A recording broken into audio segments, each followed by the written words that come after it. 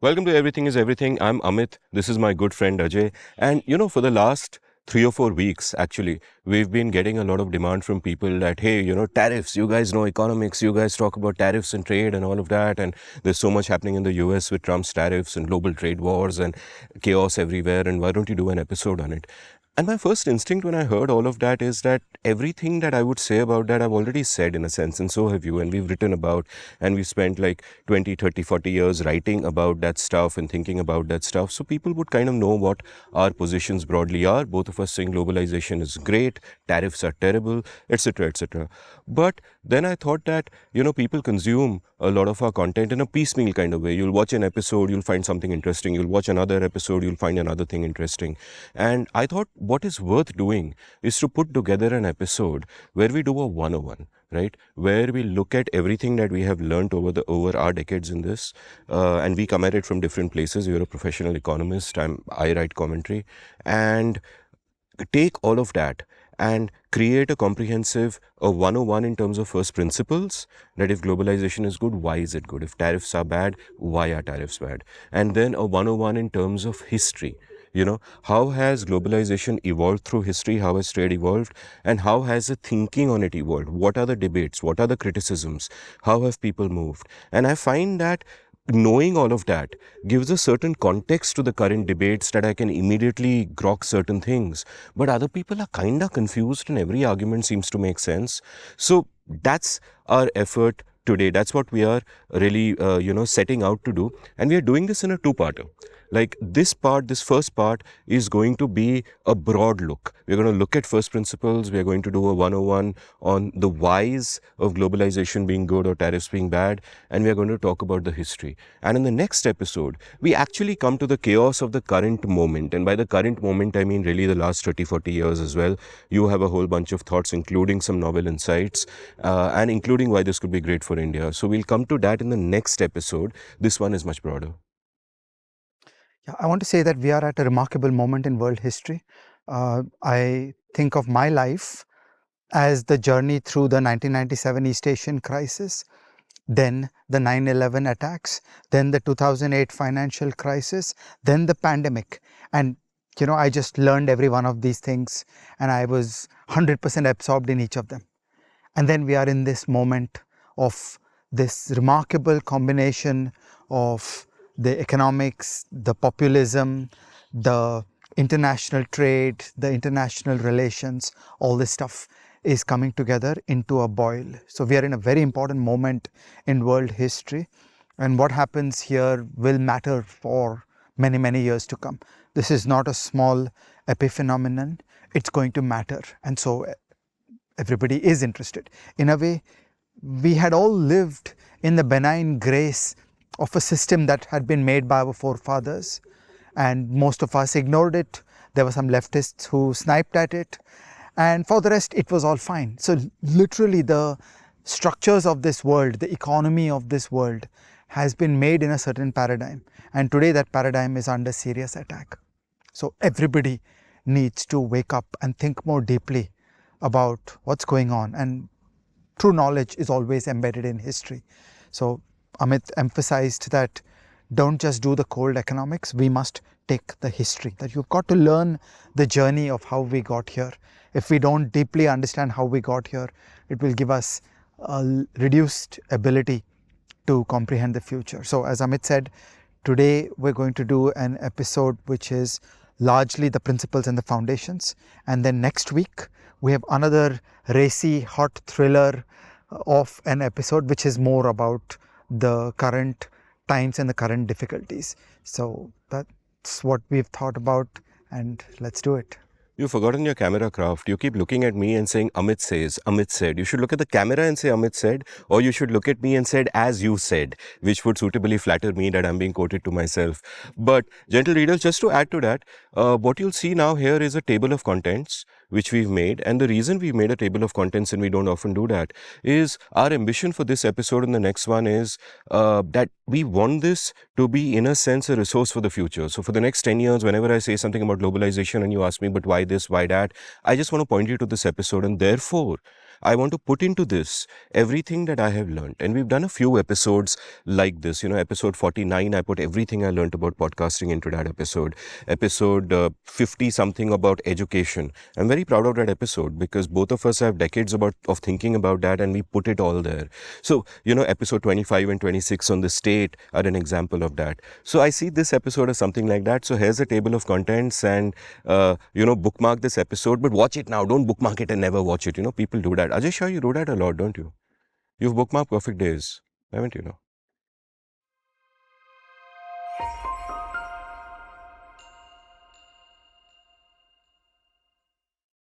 Amit, let's start at basics. So let's establish the arguments and the logic and the ideas. What is globalization? Why does it work? Let's talk about that. This chapter is, of course, titled Why is Globalization Great? And I've come up with 7 broad reasons. And, these are joint reasons in a sense. Both of us agree with these and feel deeply about these. And reason number 1 is one that I'm not going to dwell on because most people won't even accept it as a legitimate reason. And reason number 1 is freedom. Reason number 1 simply is this, that if you and I want to associate with each other in any way that is voluntary, who is anybody else to stop us?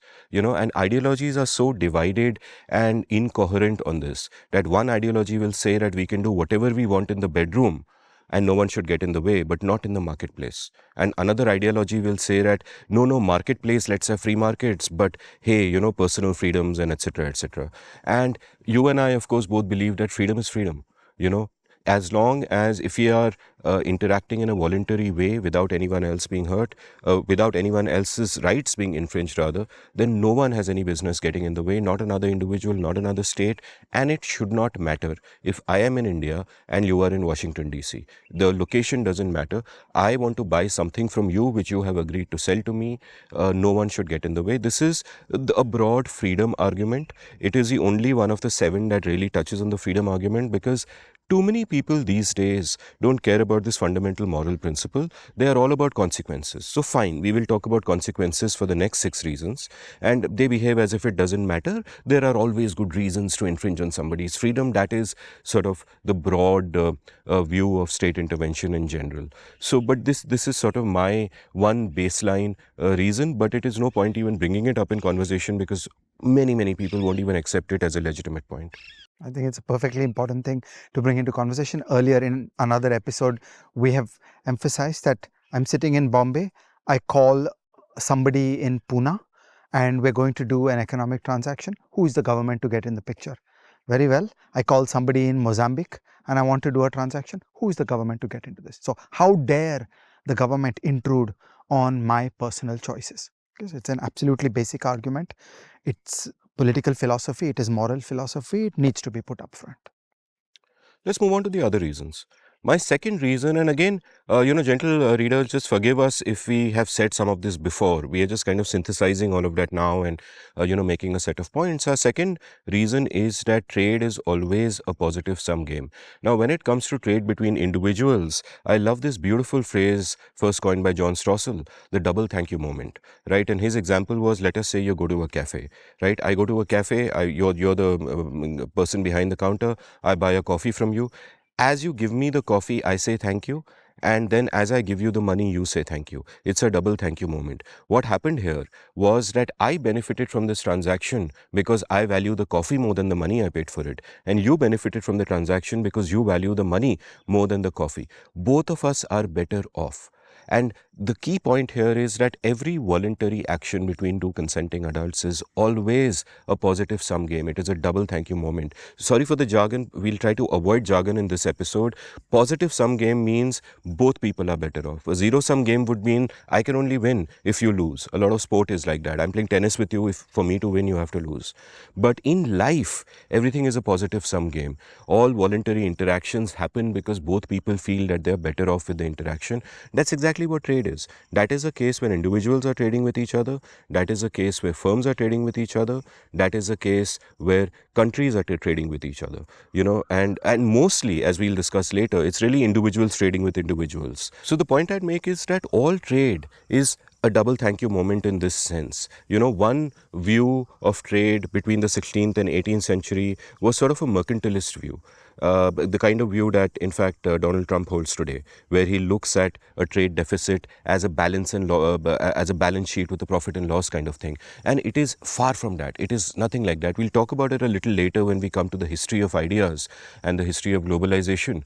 But the thing is, when two people trade, none of them is a winner, none of them is a loser. I give you money and I buy something from you. Both of us have benefited from it. That's an important thing to remember. And a slight caveat I throw in there is that the key word to note here is voluntary.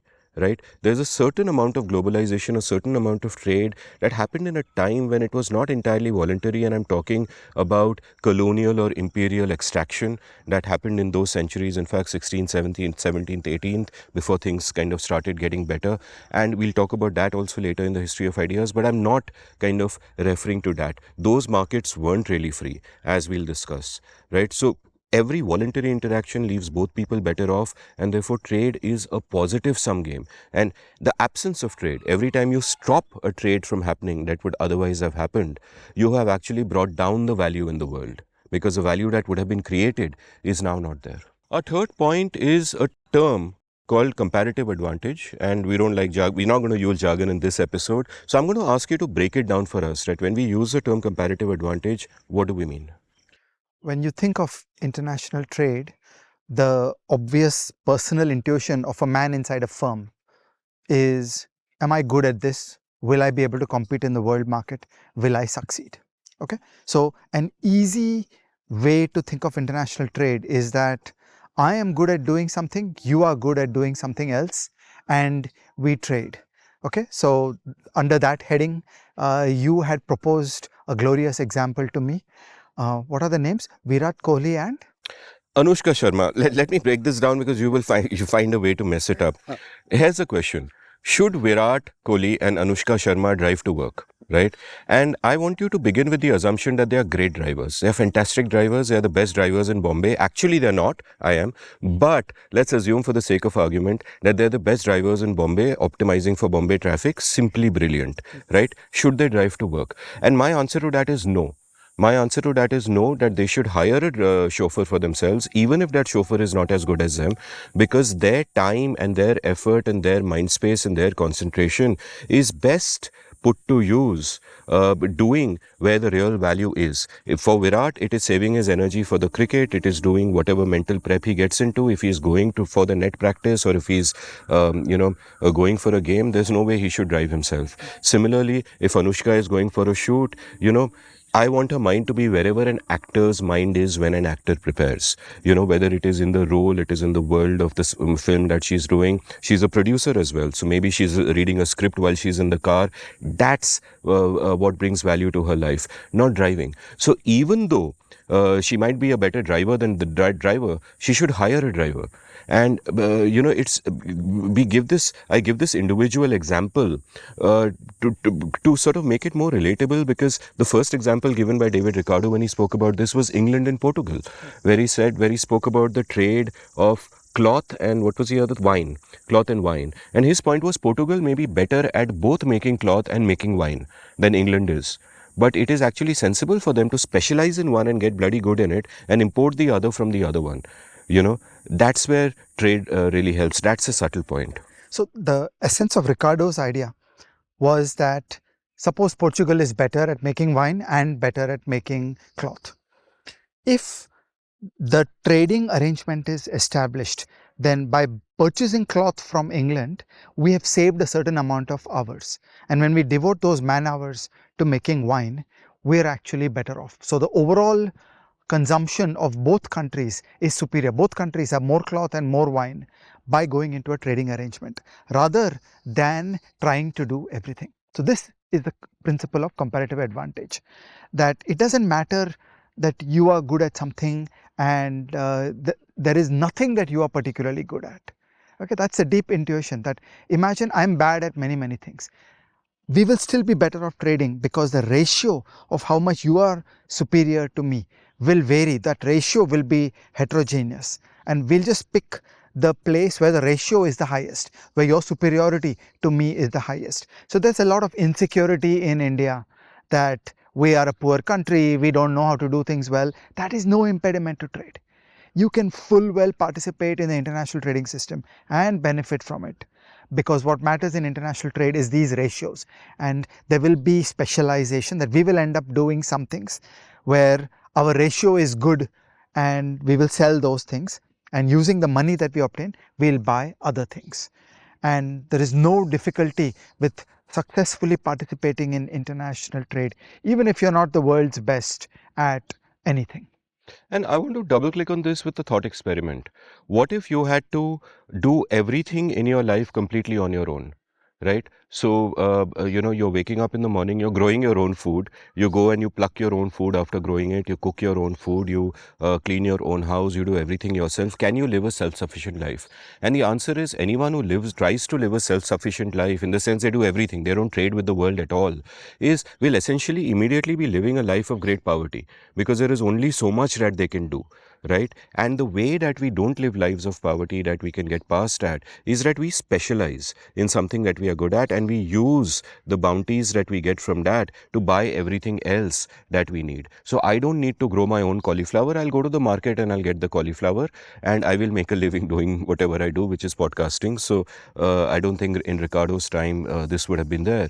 So this is what we do, and this is why it is a fallacy to think of a nation as being self-sufficient. I hear that rhetoric a lot these days, that, oh, America should make everything, our country should make everything, make America great again in this regard. And I'm like, no, America is great because they trade with the whole world. And this is a wrong way to think about becoming great. The more you specialize, the richer you will get, and the more you can actually get all the goodies of life. And what typically happens, if you think about it from an India perspective, is that your strengths, your comparative advantage, often tends to be something that happens by happenstance, like whatever your natural endowments might be, like factor endowments. So factors, again an economic term, would be land, labor, capital. What was a great advantage of the East Asian companies for countries earlier, for example, and China and India and Bangladesh today, is cheap labor, right? So therefore you can do things like garment manufacturing and so on at scale. And India missed that bus. Through the 60s and 70s, we could have jumped onto manufacturing using our labor advantage, and we missed the bus completely because of terrible labor laws and terrible industrial laws, and which held us back, and is a subject of many other episodes that we have done. And Bangladesh is winning today because they completely embraced it. Later on, we started doing a little well in services, and one of the reasons was that we happened to have lots of people educated in English who could do those outsourcing jobs or those body shopping jobs, and that happened to work in our favor. So whether you are an individual or whether you're a country, it's important to recognize that, hey, I can't do everything. Whatever I can do well, let me do well, and then let me use that as a route to prosperity, and then I will buy from others, and very soon I will go up the value chain, and one day, I can do other things. Amit, tell us about the fourth idea. Our fourth reason is market efficiency, right? If your market is really small, you can't achieve economies of scale very easily. If I have a market of 10 people for whom I'm making shirts, it probably makes sense for me to get them handmade by someone and not actually buy a machine. If I have 200 people, I can buy who will buy my shirts, I might think about making a machine, or etc., etc. If I have the whole damn world, I can invest on a completely different scale. I can achieve economies of scale and expand my market massively. And what that does is that I can improve quality and I can bring costs down. And that's supremely important. So the larger your market, the more you can achieve those economies of scale, the more you can bring costs down, take quality up, and everyone just benefits in that deal. Consumers also benefit if there are buyers from all over the world competing to sell them things. That competition really helps. And what a lot of people don't realize is that you achieve these economies of scale also by hyper specialization, right?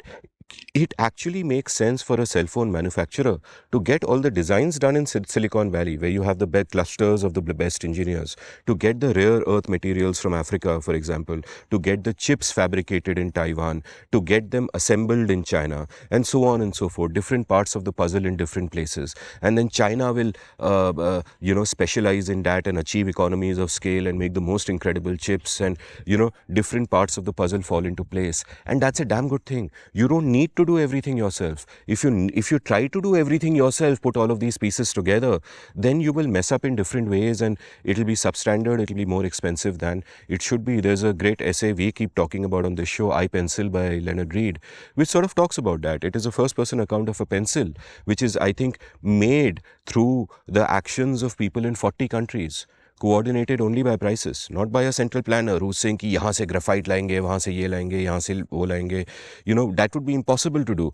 But coordinated beautifully by prices, all of these countries. And I believe there was a sort of a new age version of that called iPhone or whatever, or it's some Apple product, but it is actually true for every single product that we use.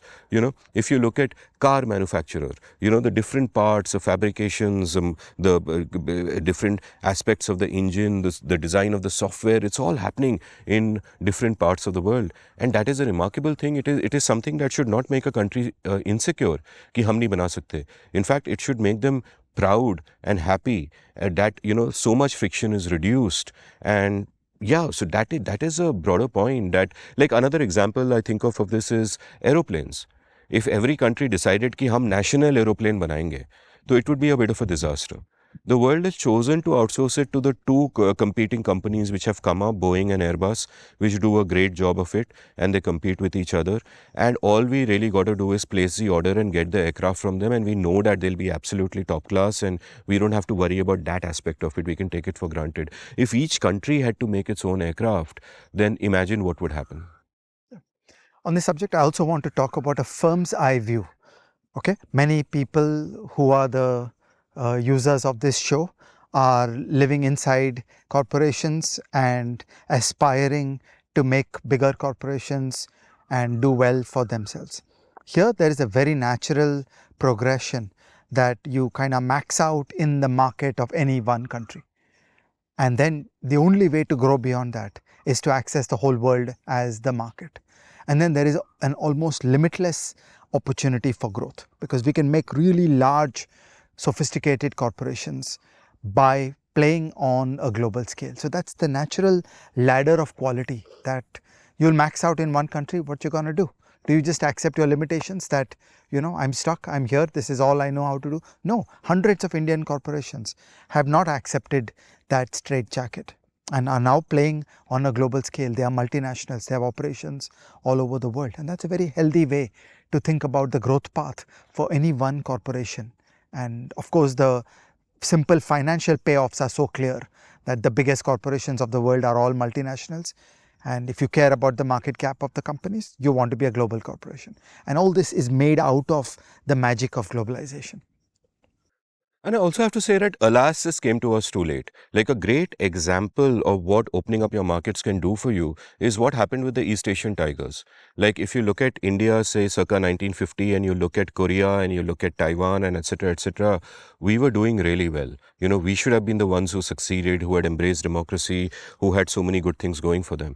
But we kept our markets closed, and the East Asian tigers, as they're now called, particularly South Korea and Taiwan, just opened up their markets, and they opened up their markets, achieved economies of scale. Competing with the rest of the globe really helped them lift their standards up, helped domestic industry, and they completely took off. And this brings me to the fifth reason for why globalization is great, that it helps economic growth. It helps economic growth across the board. Like, one, of course, it helps economic growth within a country because markets do well and etc. But even across the globe, because one country's rising middle class can become another country's export opportunity. If China has a growing middle class, Germany can send its machines there, Australia can send its minerals there, someone else can send soybeans there, and so on and so forth, right? So the whole world benefits. Like, I think of it as, in a globalized world, growth is an infectious thing, right? It can transmit across borders in that way. And it's miraculous. There was a World Bank study a few years ago which showed that, what free trade has actually brought the world is that not only has it brought poverty down drastically, but has reduced global inequality. Now, it is true that within some countries inequality has gone up, but we keep making the distinction between inequality and poverty. They're two very different things. If it was a zero-sum world, they would be the same thing. You know, more poverty would mean more inequality, would mean more poverty. If the rich can only get richer, if the poor get poorer.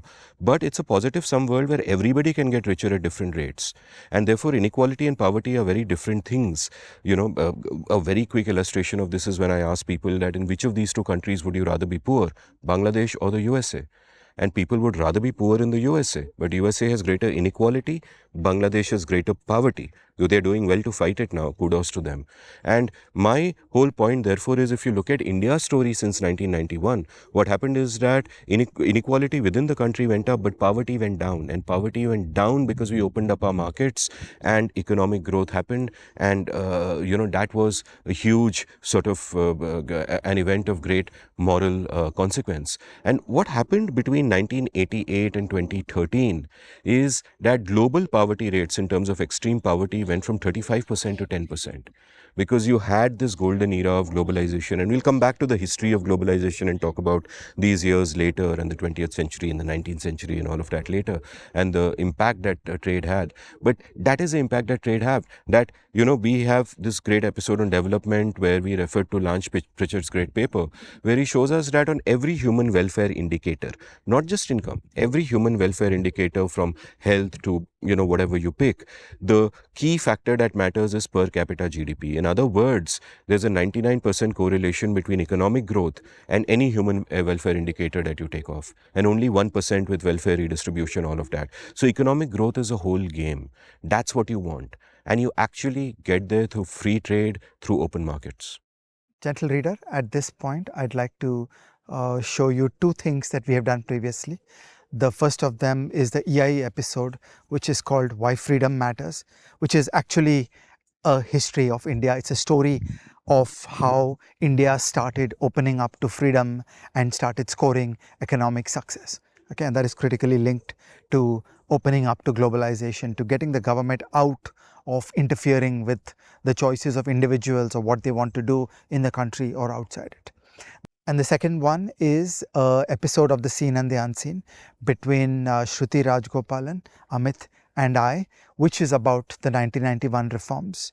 Many of you are born after 1991, so you need to know these founding stories about where Indian success came from, and that episode has really made a lot of people happy in telling that story in a meaningful way.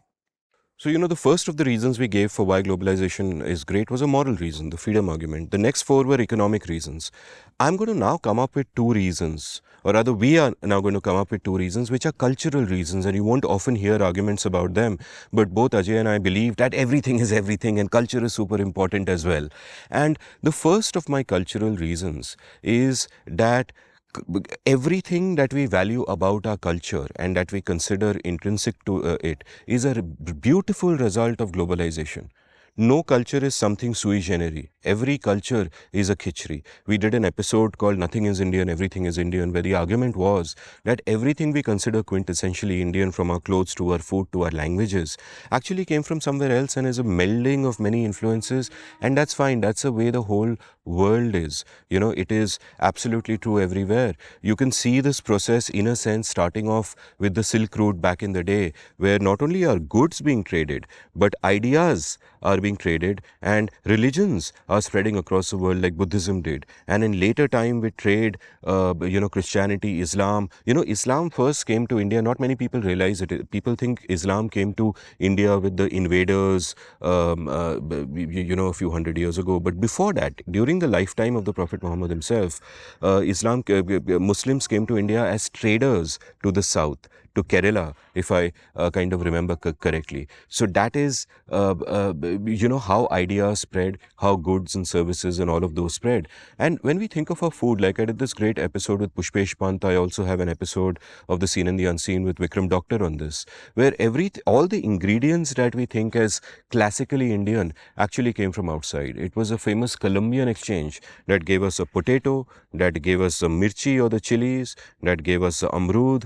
All the ingredients we use, in a sense, came from outside. There's a great piece by the World Economic Forum which talks about the interplay between Europe and the Americas, and I'll read that quote out. Europeans brought wheat, sugarcane, horses, cattle, and devastating diseases like smallpox to the Americas, while from the Americas they took maize, corn, potatoes, tomatoes, cocoa, and more back to Europe, Africa, and Asia. The global diet was forever changed. Imagine Italian cuisine without tomatoes, which came from the New World, or Irish history without the potato.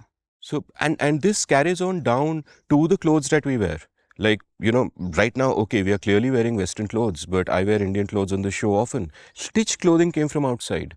There is literally nothing that we can do, nothing that we can say, nothing that we can eat, nothing that we can wear, which is not a consequence of globalization. And it's a bloody beautiful thing. It enriches us. I remember once with a bunch of my friends, many of whom you know, we went on this very interesting food trip through Mysore and Mangalore. We just took a bus, some 15 of us, and made a list of places on an Excel sheet and had like 8 meals a day, right? And there is one area, I think, within a 5 kilometer radius of Mangalore, where you get 5 different kinds of biryani, and they're all authentic to the place. Right? They've all arisen in different ways from the same little area. This is beautiful. This is what trade gives you. So I think this cultural reason might even be the strongest. Yeah, it would be such a shallow world if we become like North Korea, put up a high wall and get stuck in one culture. It's just fundamentally a loss of an interesting life. The second cultural reason is, one that you were talking about, and I hadn't thought of it before. And I was like, yeah, that's actually tremendous and eye-opening. So please. This is about political economy and elite conflict inside a country. Okay, when you close the economy, then the domestic elites see the economy as a finite landscape and they start fighting with each other to grab a slice of the pie. So it's a fundamentally wasteful kind of elite competition, and you get an exacerbation of conflict in the country. You get more conflict when the pie is held finite and people are all trying to grab pieces of it. But when you switch over to a globalization orientation, outward orientation changes the incentives of the elite, because now the elite is thinking that the game that I'm playing is the world. I'm not playing in this country. And in many areas now, there can be a elite environment where people are seeing eye to eye that you will benefit and I will benefit if these policies are done. We will all play in the political system in ways that make India strong, because we come together to compete into the global market. So better things get done because we are competing in a positive way rather than in a negative way of trying to put the knife into each other, and the levels of conflict in the country go down. So this is a beautiful set of arguments originally from Bhagwati, Jagdish Bhagwati, T.N. Srinivasan and Kruger, but I am embellishing them further to say that you'll just have less elite conflict. No, this is a brilliant point, and in fact, your ex-colleague Kumar Anand and I, many years ago, maybe 10 years ago, were actually planning to write a piece together addressing a point that Bhagwati made. Bhagwati's observation was that if you go to China, you find that people's mentality is profit-seeking, and if you come to India, you find that it is rent-seeking. Now, to break down the jargon, profit-seeking mentality is that you want to make a profit by bringing value to someone else in a double thank you moment. A rent-seeking mentality is that you want to make money by exploiting them in some way. It is an extractive mentality. So, for example, if the state holds a particular monopoly on something, you use that monopoly to extract what economists term rents. And that mentality is much more in India, where when I remember in all my young years, whenever I'd meet someone who wanted to start a business, I was often shocked that he was thinking in terms of isko kaise now, right? That's how they would think, an exploitative mindset. And I'm like, no, that's not how business works, right? But in India, because we were a closed economy for so long, your levers that would take you towards prosperity lay with the state. And therefore, you had that rent-seeking extractive mentality that either I am part of the state and I make money that way, or I become a crony for the state and I get the state to do things, maybe to put tariffs on my competitors, or, create entry barriers so that others don't mess with my market, so on and so forth. So, that mentality, so all of this kind of fits into me, that if you are open, then you are competing in that global marketplace and you will have a profit seeking mentality. But if you are closed, then you and I are fighting for a fixed pie, and then it is dog eat dog.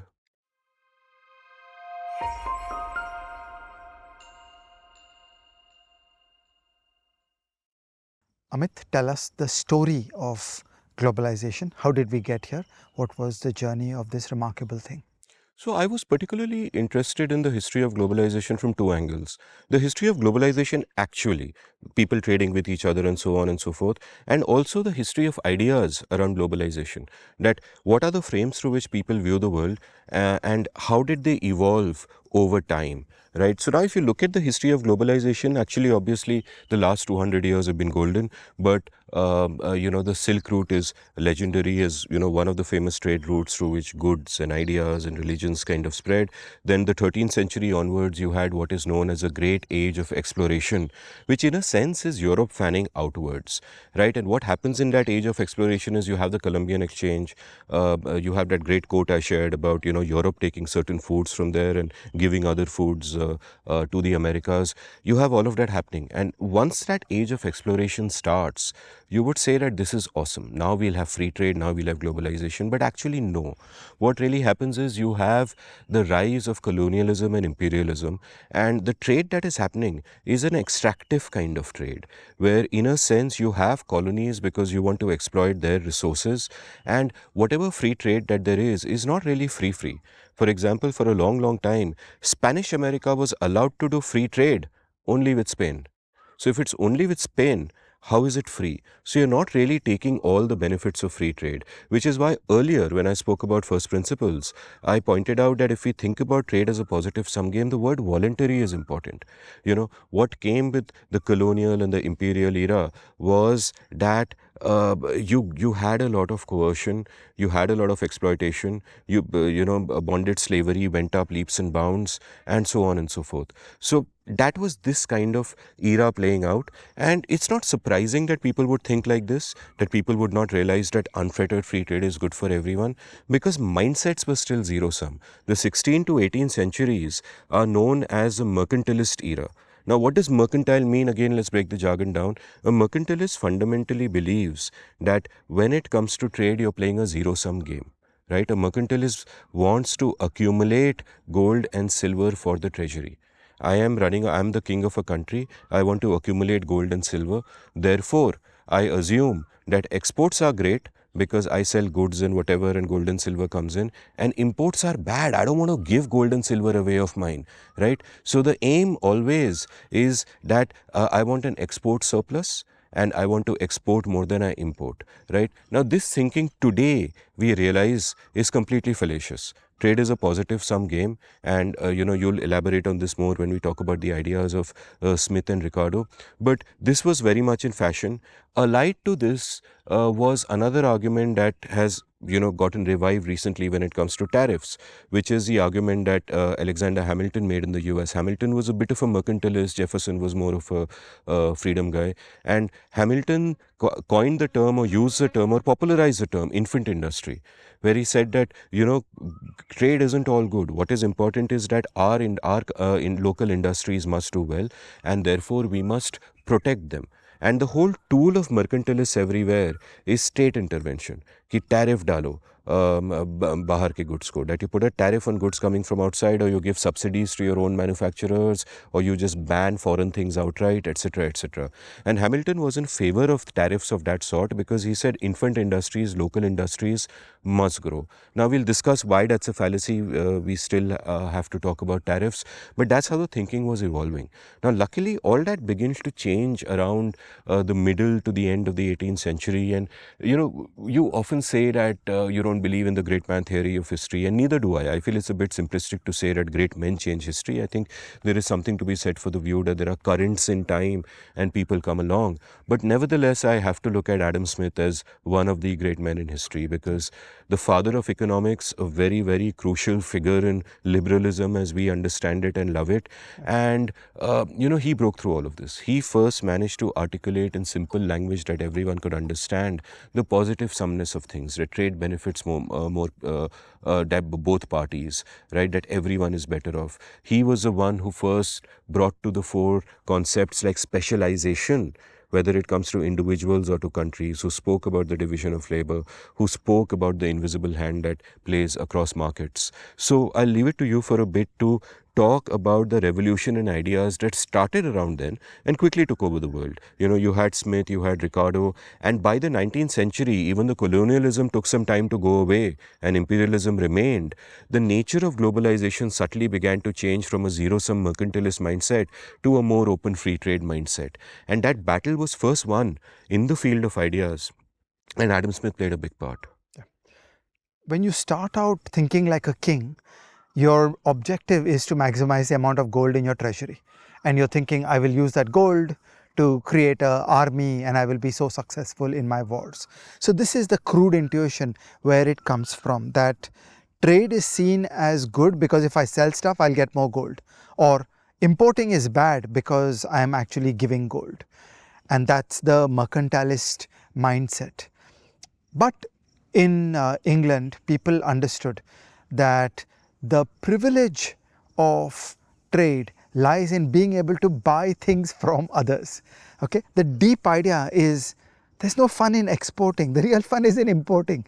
That we are thrilled that we have money using which we can buy these wonders from all over the world. Okay, this amazing Casio wristwatch that I have, for which I paid all of 1100 rupees, could not have been done without the ability to buy things from people overseas. And we export for the purpose of getting the foreign exchange using which we will be able to import. So the privilege is not money sitting with some government. It is that the lives of the people are enhanced, and it comes from exporting as a means to importing. So there is this export obsession that many people have, very often government people, because this is not the interests of the citizenry of a country. This may be in some ways the interests of a government, and there is public choice theory here.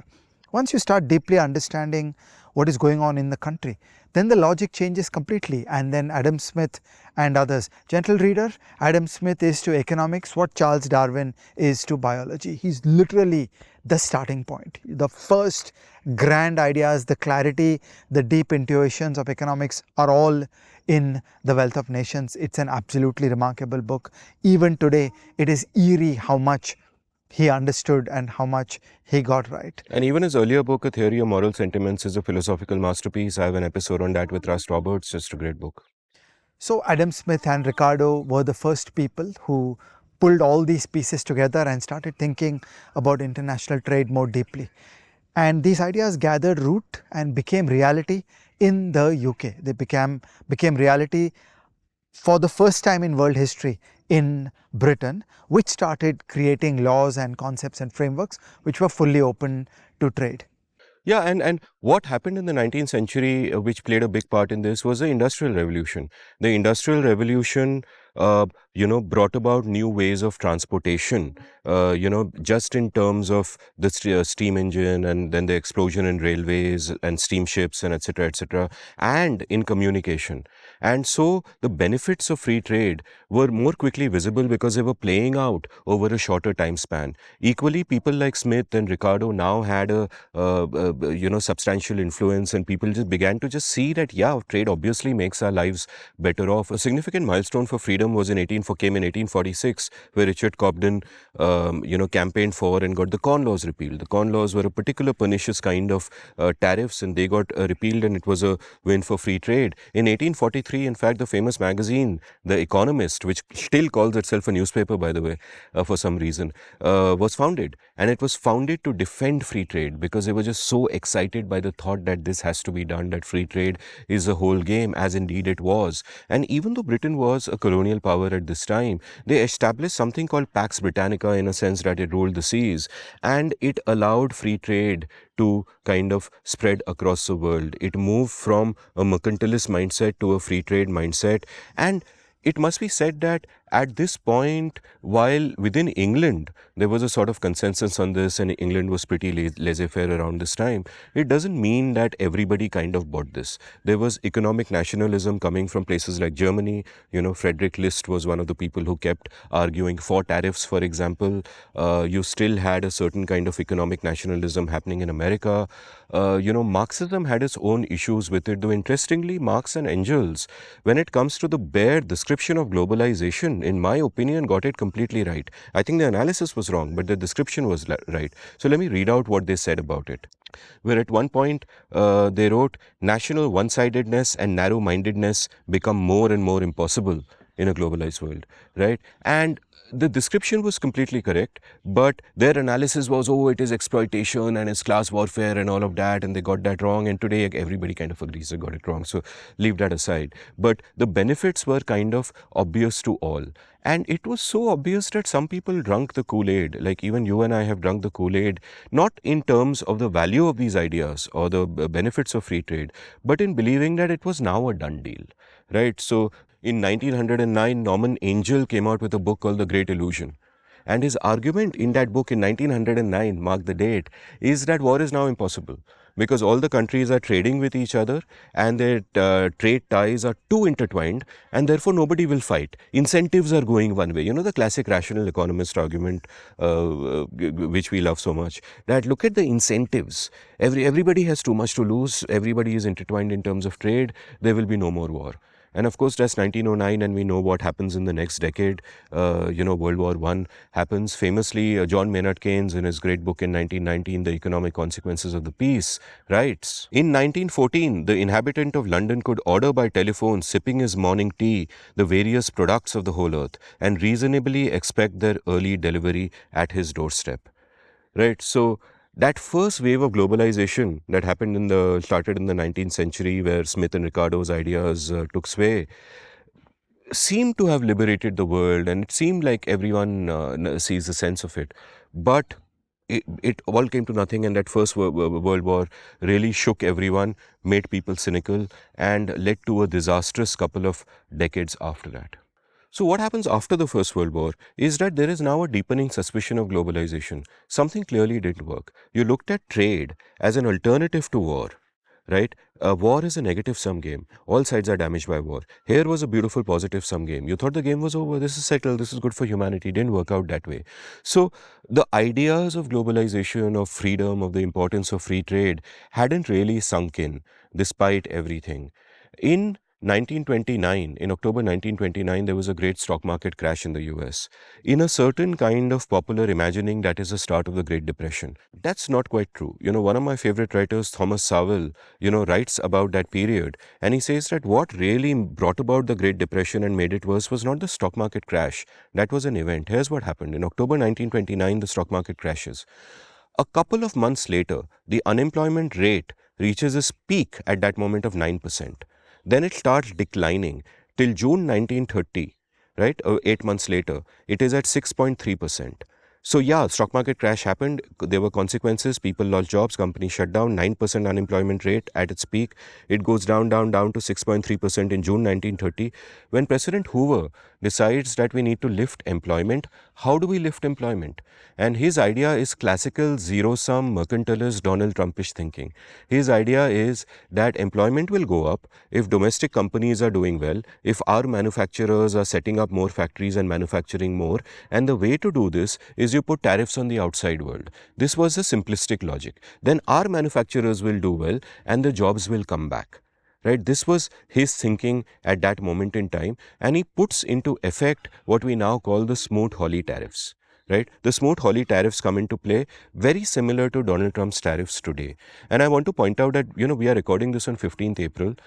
Thomas Sowell, who is now 94 years old, just gave an interview where he spoke about Donald Trump's tariffs, and he said, listen, decades ago I famously warned you about the Smoot-Hawley tariffs, told you all about them. It's the same damn thing happening again. What did the Smoot-Hawley tariffs do? Like, number one, the moment the Hoover announces them, the world reacts, as of course it will. So everywhere in the world, reciprocal tariffs are put, and there is a trade war, and everybody's putting tariffs on everyone else, where everybody is suffering. We are in a zero-sum game, which is why trade wars is the term to use. What happens in America? Within 5 months, The unemployment shoots back up to over 10%. And for the rest of the 1930s, it is a double-digit figure. For the rest of the 1930s. It is a complete disaster. America moves into the Great Depression and doesn't manage to come out for a long time.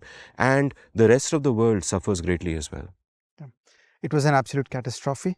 An eye for an eye leaves the whole world blind. So this whole martial outlook that if you hit me with a tariff, I will hit you with a tariff. This is really, how people should not be thinking. And I seem to remember that after Smoot-Hawley, global trade went down by 66%. Okay, so the volume of trade from 100 to 33. Can you imagine such a horrible thing happening? Now, what people should also see is that there are lines that run from Smoot-Hawley all the way to the Second World War. Okay, if you play a counterfactual in your head that if Mr. Smoot and Mr. Hawley and Hoover had better economics knowledge and better advisors, if this stuff had never happened, the world would have materially have been a different place. How? First, when there is economic hardship, it exaggerates the support for extremist parties. It just is. Like a certain amount of economic performance is required to protect the center. Okay. Then when you get horrible economic difficulties, the center does not hold and you create space for all kinds of extremism. So that's one direct impact, that torpedoing the world economy is a way of destroying the center, and then the people become angry and crazy, and then they go off into extremist ideologies of the nationalist socialist party on one side or the communist party on the other, and that destroys the world. But if you think about trade as a way of getting things done versus war as a way of getting things done, that's actually very instructive. So imagine you said that to make a cell phone we need rare earths from Africa. Okay, the trade vision is I'll pay money, I'll get the rare earths, it will be voluntary transactions, it will be a double thank you moment, both sides will be happy, I got my rare earths. If you tell me that the trade system is not working, what are you going to do? Then you start thinking, I will bloody march into Africa and I will conquer Africa and I will get the things that I need. So it is very important to see trade not just as a lovely way to harness comparative advantage and prosperity, but also to stop the madness of nationalism and war, which is the idea that I can't get things myself through normal capitalistic ways, so let's just resort to war. So it's not entirely an accident that after the Smoot-Hawley tariffs of 1930, we get events such as the Japanese invasion of Mongolia in 1931, the Italian invasion of Ethiopia in 1935, the entire German madness around Lebensraum. Hitler's Mein Kampf is 1925, it is before this. But the Smoot-Hawley tariffs gave a lot of emphasis to the German idea that, look, there is some global trade system which used to work or may have worked or was controlled by the British. Remember, the British ran a blockade at the time of the First World War. If Germany has to prosper, we have to go conquer land. So it became this Lebensraum thing that we need Germany to go sweep through millions of square kilometers on the eastern side, and that is the only way we will get the natural resources and the wheat and so on. So there is a line that runs from Smoot-Hawley to creating the conditions for the Second World War. Beautiful put. Everything is interconnected. Everything is everything. So, before we go on to our last chapter of the day about Mythbusters, which really fits into this 101 episode, so even though the light is going, let's get it done. I'll quickly, in a couple of sentences, go through the rest of the century, because in our next episode, we're going to go into all this in much more detail. But just to give a sense to gentle readers of how events played out, by the end of the World War II, there was a realization that no, we need to get back to globalization. The world needs to cooperate again. Trade is a way out. War is not the way out. And you had institutions coming up to enable this, and you gradually moved to a free trade world. In fact, From 1945 to the end of the century, I think tariffs in industrial nations for major industries went down from 40%, which was insanely high, to less than 5%. There was pretty much a consensus among economists on all sides, left ho ya right ho ya center ho ya kahin bhi ho.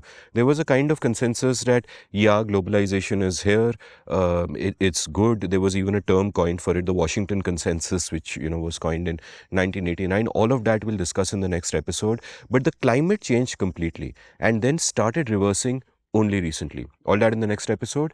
Briefly, to talk about the India story, we were completely closed because our leaders had the notion that we must be self-reliant and etc. etc. The Made in India thing was then called import substitution. Basically, a lot of the things Nehruji did and Modiji are doing now are pretty much the same. I mean, it's like one is a successor of the other in terms of bad economic thinking. In other ways, they are very, very, very different, right?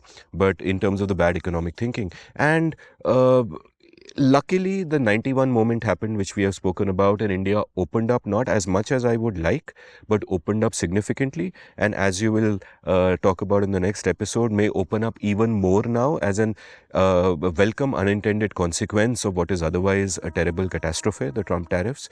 But we'll talk about that in the next episode.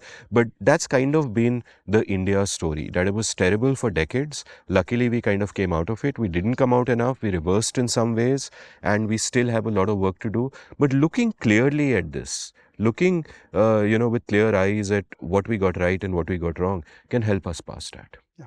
In this, I just want to always emphasize one simple sentence that encapsulates Indian success. The greatest ever economic achievement of India in the last 10,000 years was the 4x gain of GDP that happened from 1991 to 2011. And it is not an accident that from 1991 all the way till 2008, barriers were steadily going down. Okay, so from 1991 till 2008, India only made progress, reducing trade barriers, reducing capital controls, creating more and more openness for foreign companies to operate in India, and so on. So these are not correlations that are random. There is actually a causal connection that India did a great opening up to the world, and India got the best ever economic performance in its entire history. And economics is not a dry subject to do with numbers. It has moral and human consequence. So our friend Nitin Pai once said that every 1% rise in GDP takes a million people out of poverty. He later revised it to 2 million as, better data kind of came in. And that is, to me, a phenomenal moral good. It is okay for elites to sit in their air-conditioned rooms sipping their single malt, to talk about neoliberal values and all of that. But no, when you're putting food on plate, when you're giving people livelihoods, when you're putting jobs out there in the economy, when you're lifting their living standards, where you're allowing people to dream about the good life their kids will have, I think that is phenomenal and of great consequence. And the other point I want to make, gentle readers, which we've made many times, is that this is not a story about politics. It's a story about freedom. That's why we talk about 91 to 2011 as the golden years. We straddle parties. The Congress got many things wrong before that, but my God, they kickstarted this with Narasimha Rao and Manmohan. They got many things right. The Vajpayee government, the BJP government got so many things right. And equally the Congress after 2008 and then the subsequent government that followed got many, many things wrong. So this is not a political story. It doesn't matter who you support or don't support. It's a freedom story. It's about thinking about the economy. What did we do? What were the consequences? Where did we turn away? What were the consequences? That's a story.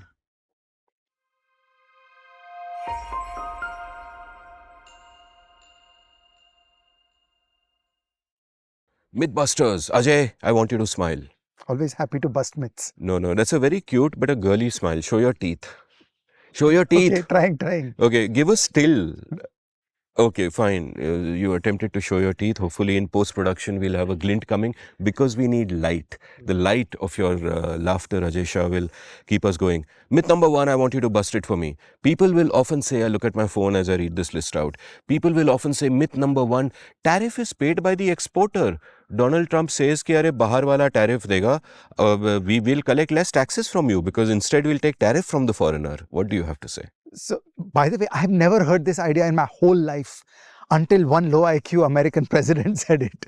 Okay, so the egregious nonsense that a 100 rupee part comes into India and the Indian government charges a tariff of 10%. and then the product gets sold in India for 110 rupees. The Indian consumer pays higher prices. So consumers pay for the tariff. There is just no way around that. So tariffs are paid for by the people. When a country introduces trade barriers, consumers pay for it because goods in India become more expensive. And I want to say that tariffs are always, always, always a tax on your own poor people. And I further want to elaborate upon a point which I often do. I often jokingly say that I've coined this new law, Varma's law, which is every interference in free markets redistributes wealth from the poor to the rich. And tariffs are an indisputable example of this. You are redistributing money from poor people to rich people. How? Let me explain very quickly.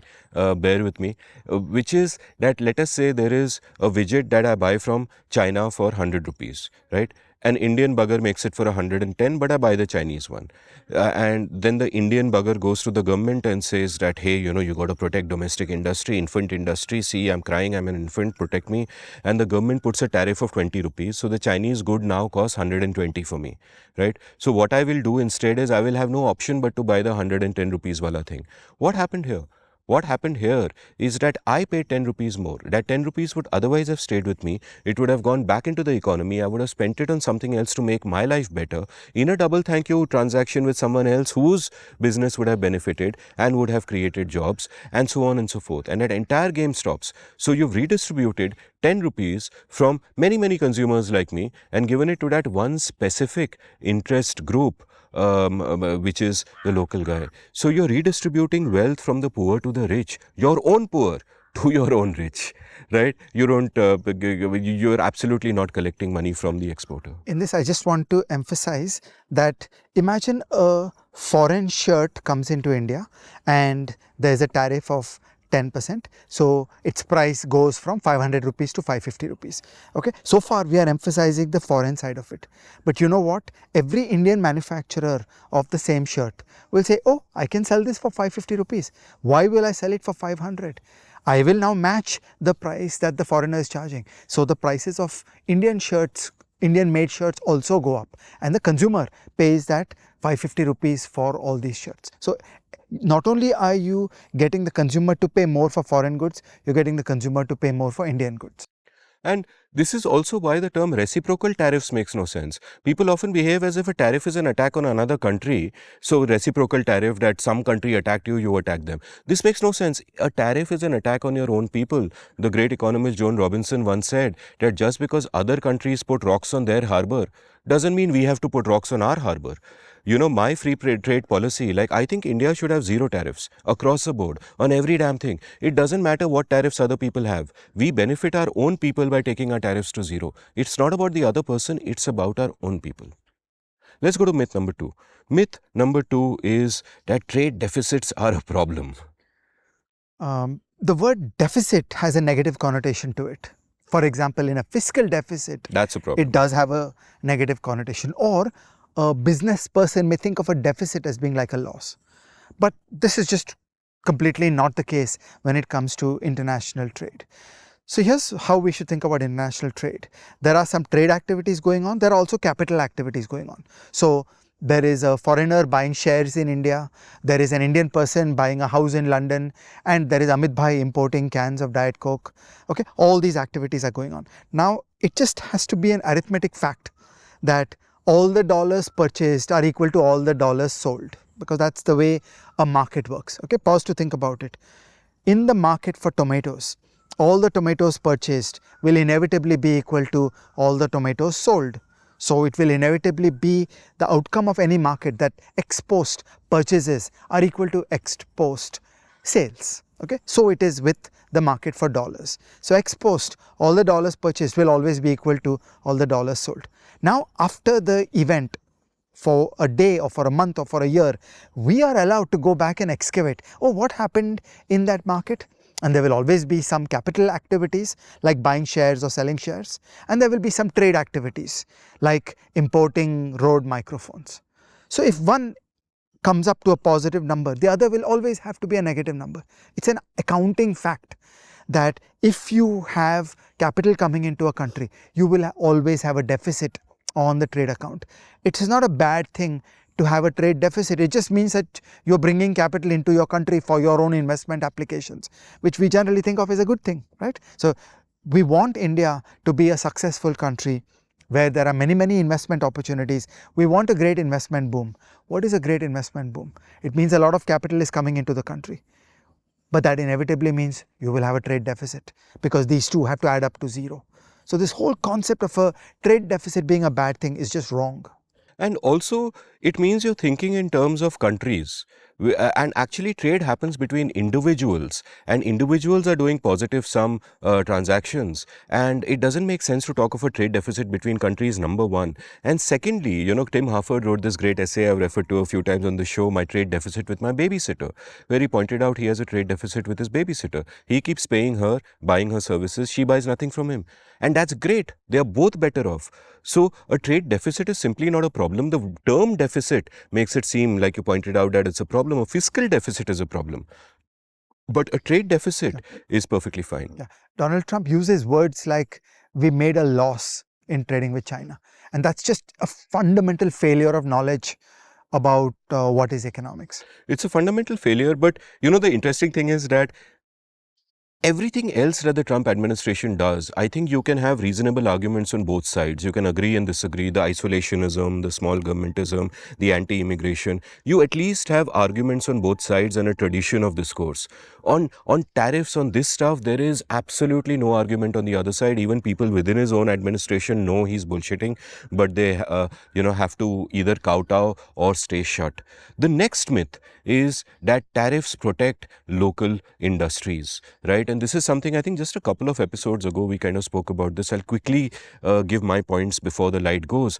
Point number one is that no, they don't. It might seem like they do, but two things happen. One is that inputs are also getting taxed, right? And a lot of inputs are actually imported. I think around 50% of imports in America are actually imports of inputs that local manufacturers use in their products.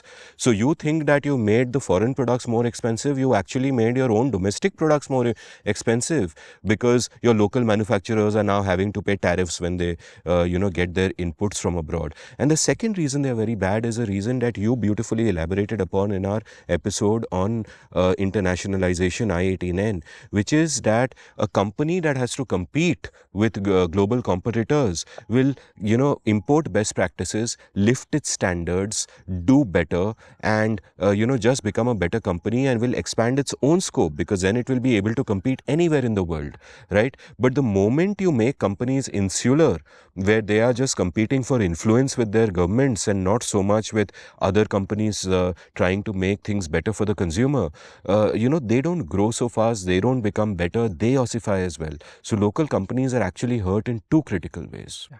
So look at the stagnation of the ambassador car and the premier Padmini. For years and years, we had trade barriers. We did not allow foreigners to operate in India. Even today, we don't allow cars to be imported into India. And did it work? Did you get a great automobile industry? Absolutely not. Okay, the final myth that I'll ask you to bust, we actually had a fifth myth, but we'll talk about it anyway tomorrow, so leave it for then, because the light is going. The final myth, that goods are special and important and services are not. For example, Trump has put tariffs mainly on goods. So first of all, you need to be very careful about the data that is being used. International trade happens on goods and on services. And very often when people say trade balance, they mean only goods and they're not counting services. And one way to be sure that you're measuring it correctly is to look at the current account balance, where you're bringing all the goods and all the services together. And then some people have some almost mystical attachment to goods. Goods are real. You can touch and feel a car. Whereas somehow exporting the services of a call center is not so good. And I have never understood this. I have never understood the appeal of goods. I have never understood the appeal of manufacturing. Economic growth consists of raising prosperity. I mean, a country wants to know how to make things and make them well and increase productivity. And whether they are goods or services, who cares? Like, why be fussed about it? In the olden days, it was different, because absent fiber optic cables and absent computers, you could export goods and you could do international trade in goods, but you could not do international trade in services. But that's not the world we operate in today. Today, services are tradable. Again, if there are barriers to trade, remove the barriers to trade. Okay, so why are global law firms not operating in India? Because there are barriers to trade. We should remove those barriers to trade. Okay, why don't Indian law firms operate more abroad? Please ask them. They should be operating abroad, and so on. So there should be full internationalization of services, whether it is a call center, whether it is a lawyer, whether it is drafting a contract. All these things are equally possibilities in the world of business, and then there is no reason to think that a ball bearing is somehow better or superior than a call center call.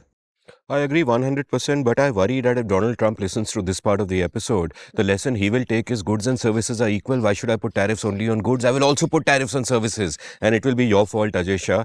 Before we end this episode, it's like a 101 episode is meant to be a resource for the future. So we should give some recommendations. And my recommendations will begin with the great book by Thomas Sowell called Basic Economics. Fantastic book to learn the basic concepts in simple language. Sowell is one of the great thinkers of the 20th century, in my opinion, an absolutely towering figure, 94 today. And you should read all his books. He's also got a book called Applied Economics. Henry Hazlitt, Economics in One Lesson. Everything by Frederick Bastiat. And I'll throw over to you. What would you like to recommend? The Globalization book by Jagdish Bhagwati. That's the one.